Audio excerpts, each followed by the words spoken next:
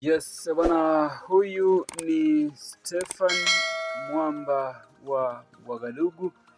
Bwana, huyu ni Aziz Ki ambaye aliweza kufanya makubwa na klabu ya Young Africans bwana, kabla ya kuweza kutimkia pale Wydad Casablanca ambako hakuweza kufanya vizuri kama ilivyotarajiwa na Wydad Casablanca kuwa mchezaji huyu angeweza kwenda kuendeleza makali yake kama aliyoweza kutoka nayo kwenye kikosi cha Young Africans.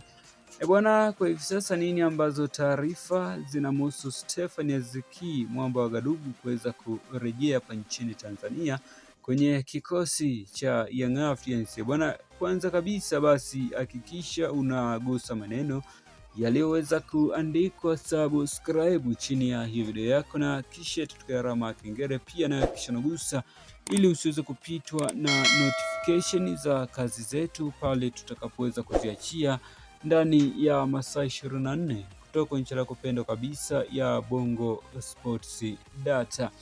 Bwana, taarifa njema ambazo tunakusogezea muda huu kwa yoyote shabiki wa Young Africans ambaye anaweza kupenda kusikia taarifa hizi bwana, ni kumuhusu Mwamba wa Wagadugu Stefan Aziz Ki.